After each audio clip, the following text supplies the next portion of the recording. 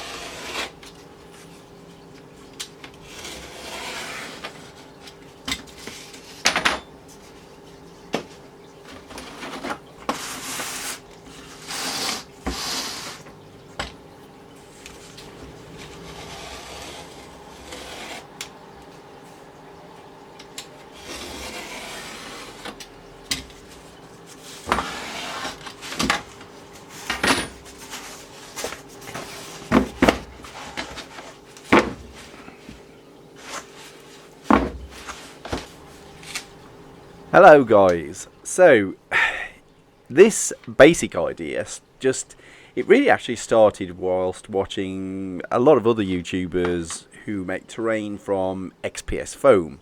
They get that lovely deep sort of 2 inches thick material that they can carve into and work with, which is problematic to me because I don't have access to XPS foam.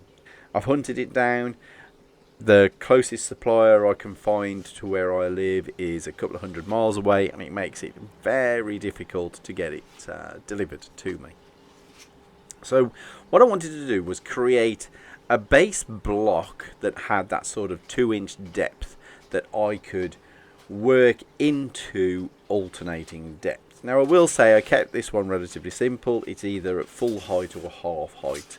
But the basic idea is to create this box from EVA foam that I can then differentiate the heights of the terrain made from it. And this is an idea I have going forward for other table builds as well. So all I am actually doing now is just using the excess material that I sliced from the EVA tile, and I am using that to give me the elevated box sides. That way then I've got no waste.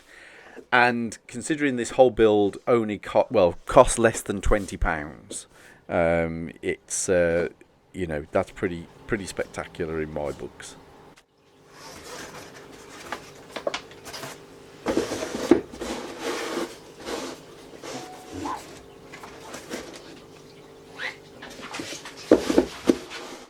I'd planned out the rough design on paper at full size. I wanted to get a real feel for how big this board was going to be. And then I sliced out the various panels of the paper plan and used that to just transfer onto my EVA foam. And then it's onto the bandsaw and cut all of these edges out so that I have the 2 elevations to each piece that I need.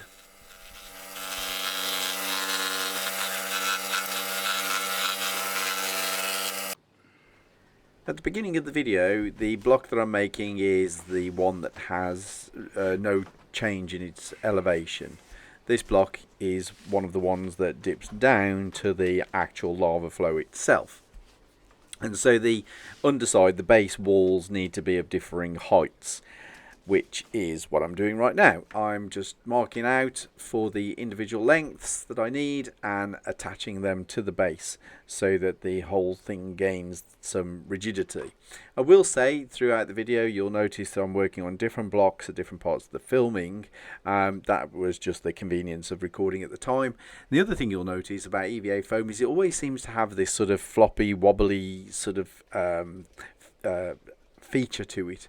That is gone once you actually put all of the heat sealing and paint sealing surface finishes. That it eliminates all of that as time progresses. So never be put off by the fact that at the early stage EVA foam seems to have this kind of flexible nature to it.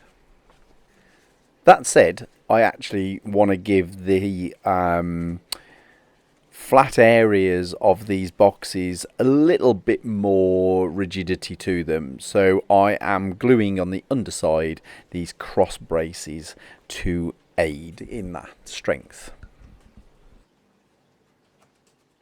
Okay, after all of this kind of mechanical construction, I'm really keen now to get on to doing some of the detailing. So this technique here applies most of the detail to the rocky cliffs. And basically what I'm doing is just slicing the knife through scrap pieces of EVA foam and then tugging out chunks of those. But the cuts that get left, when you apply heat to EVA foam, those little slivers, those little slices will actually open up a little touch, adding even more detail as well as sealing the EVA foam itself. Cracking stuff, EVAs.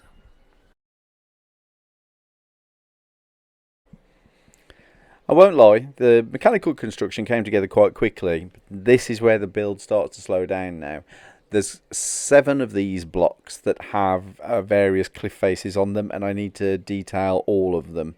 So I did get quicker as I went, as I perfected the technique, but it took a short time, this did. But despite that, I'm really pleased with how it finally looked. Something I'll definitely develop as I go forward. So all I'm doing is gluing those scrap pieces that have been scored and ripped a little bit around the cliff face area to be, and yeah, it's coming out pretty good at this point.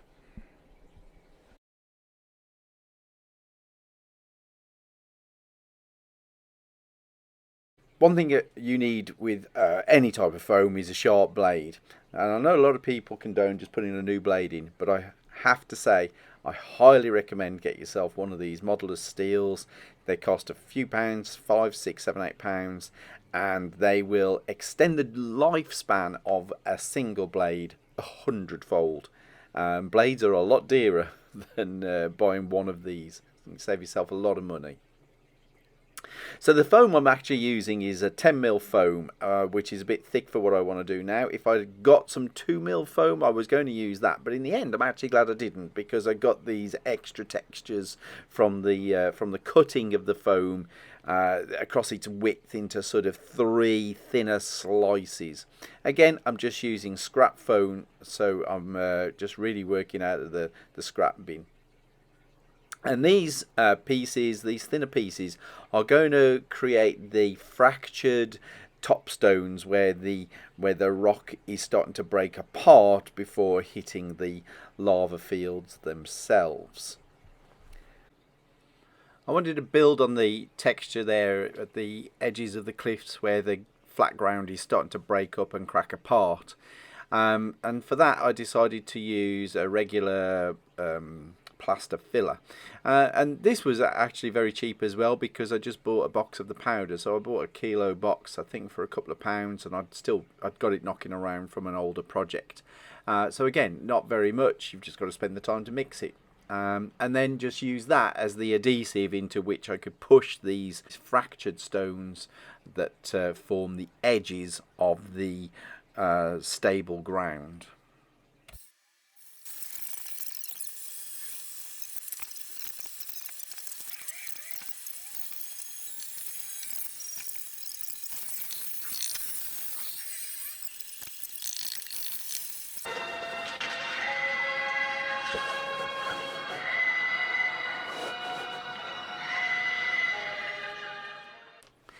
I used the same plaster mix that I created for adding the fractured stones to apply a looser texture across the rest of the flat surface of the board, and I just added water to that mix as it was on the board, so that I could really just make it pool and slap it with the palette knife there to get this very ragged texture, which was quick to do and was easy because it was just a continuation of what I was already doing.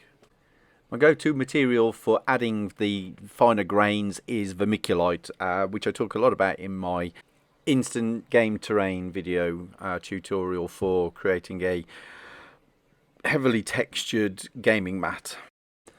Once this layer is dry, I give the whole block a heat treatment with a hot air gun.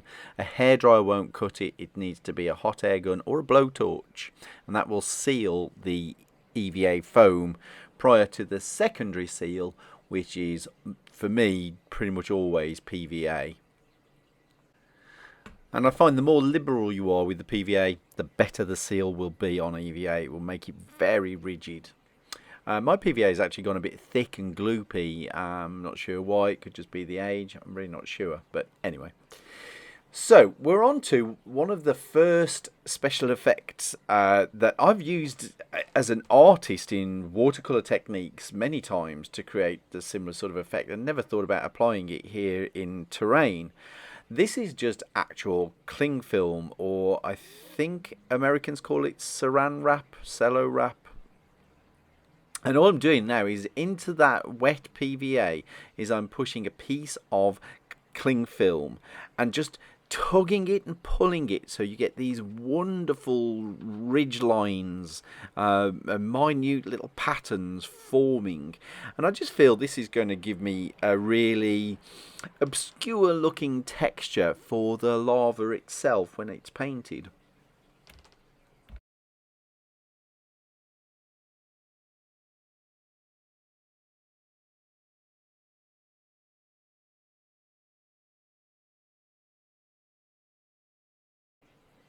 This little bit actually came about by accident. I'd overmixed some of the plaster filler. I'd made it too runny, but I actually realised that it would be the perfect consistency to let the lava from the upper surface create these runs down into the actual lava stream as it flows.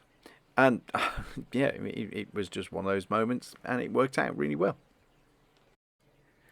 Once dry, I gave the whole thing an undercoat of white, just using spray paints. And then, as you can see, I got liberal with the yellow and orange vermilion cheap acrylic paints, and nice big watery brush. You don't want this to be too dry, and just let the whole thing come together as a mix on your actual terrain piece. Rather than trying to mix a colour to start with and applying it, this is a case of getting all those subtle variations happening because of you're mixing actually on your terrain piece. It's important to note that it's a white undercoat. That's going to make sure that the intensity of these light colours is as bright as it can be, rather than trying to paint over a darker base layer. Additionally, I'm painting the whole thing, even where I'm going to be painting the much darker rocks later. And that's going to make sure that this orange heated colour will glow from inside, rather than trying to paint the glow from the outside in, if that makes any sense.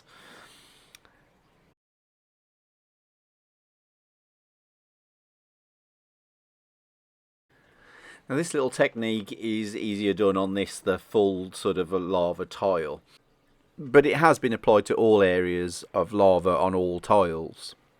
What I've done is I've created a very, very runny, just pure yellow with a little bit of white to give it some opacity, but very, very runny, plenty of water. And after the underlying hot colours have been painted and they're dry, I'm going to apply this as a glaze over the whole surface. Then what I'm going to do is I'm going to take the block and I'm going to twist it and turn it and force that very runny paint to run. And what it's going to do, it's going to run along those ridge lines that were created by the cling film earlier on, and that is going to produce these wonderfully abstract shapes and textures in the paintwork that will make the lava look like it's something different to red water, for example. On a point there, I've seen some people do lava with resin. Lava isn't a transparent, clear liquid. It's a molten rock. It has no transparency whatsoever. And I just don't understand why people would do lava with resin. It needs a matte, very opaque finish. So here you can see the paint is running and it's making its way along all those little ridges, and it's going to just intensify the idea that this is a very sluggish material that wants to be solid but is in motion, it's moving.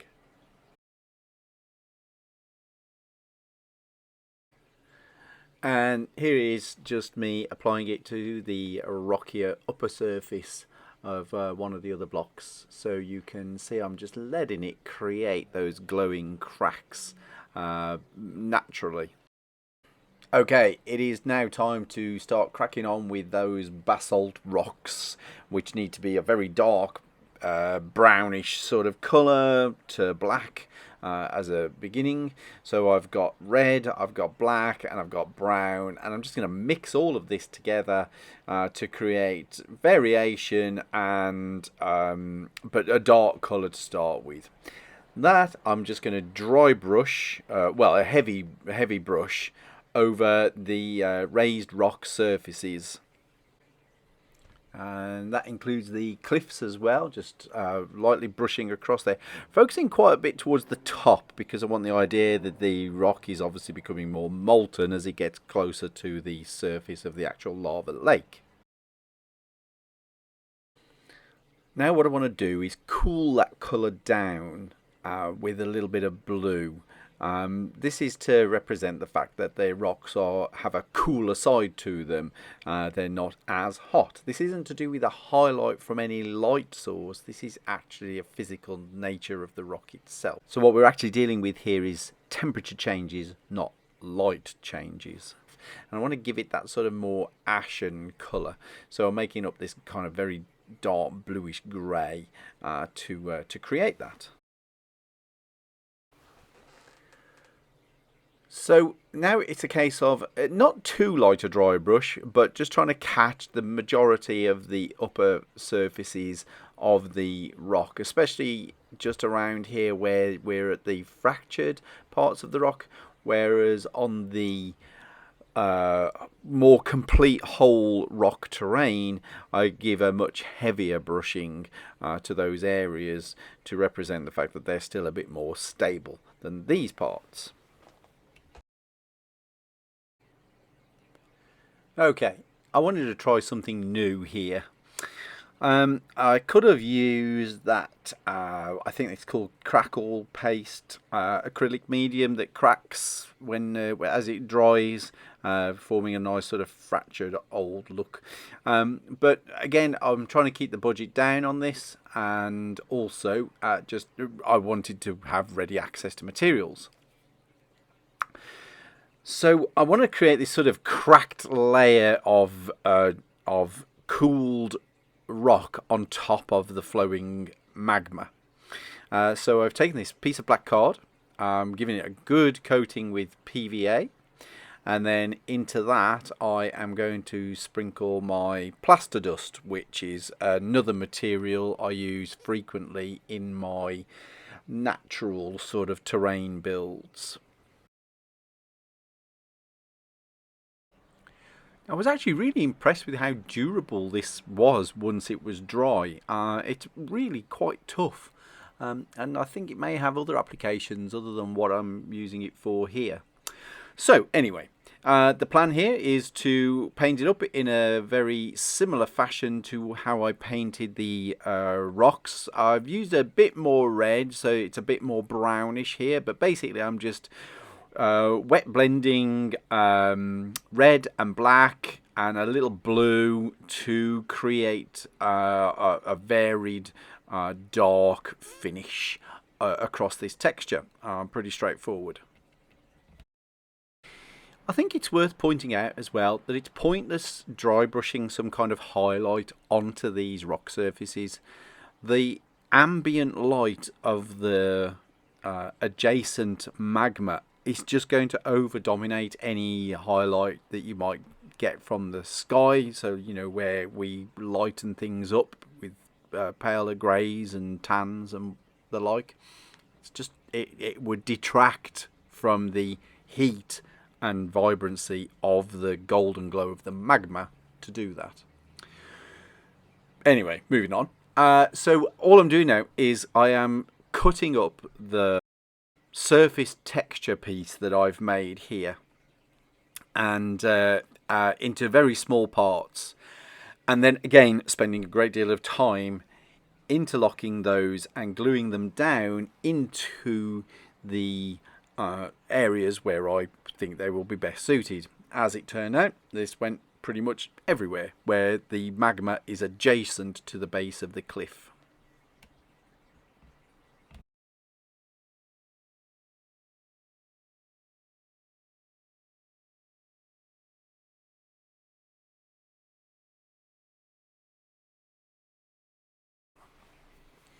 And taking a medium-sized brush and a bit of black paint, sit down with a good movie or a few episodes of something to watch, and progressively work my way around painting in the smaller, very small pieces.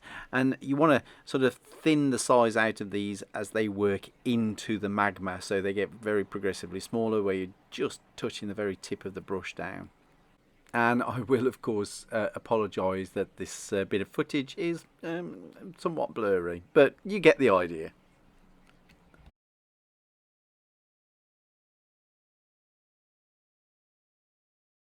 The last and final step is to just intensify that area where the magma flow meets the rock, using some orangey reds and yellow inks, just to really give it more of a fiery feel. And there we go. That's the paint job done. It came together relatively quickly, the paint job did. So now I'm going to give you a look at a bunch of different ways this table set can be put together.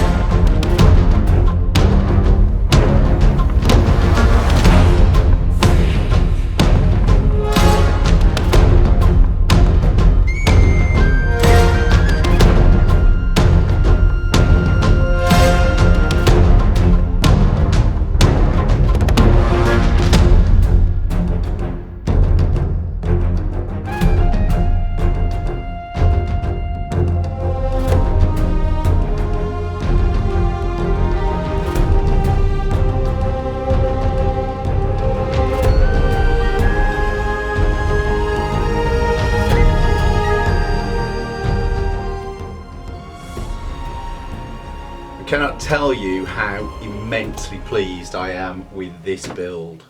It's been hard work. There's a lot to it, to be fair, but this really is a peak point for me in my builds and how I plan on going forwards as well with these table designs. I have a whole bunch of ideas that work on this system, which theoretically should make them all interchangeable and usable with this and expand on this way beyond just this one table build. In terms of materials, this has cost about £15. So it really has very, very little material cost, but it does have time cost, I guess. It's extremely durable. EVA foam really is a durable material. It will sustain a significant amount of abuse on the table, so it should last for many, many years. What I really want to do, difficult right now, but what I really want to do is get this into a convention setting, or others like this into a convention setting, and see how that plays out. It's not something I've ever done before. Anybody has experience on that, please tell me about it in the comments. If you would like to see it in person in a convention, let me know where you go and where you would like to see it, so that I can endeavour to get there. Okay guys, that is it for this build, and I will see you in the next build, which is development of this board beyond what you can see here. Got a whole big space to fill yet. Okay guys, take care, see you soon, bye.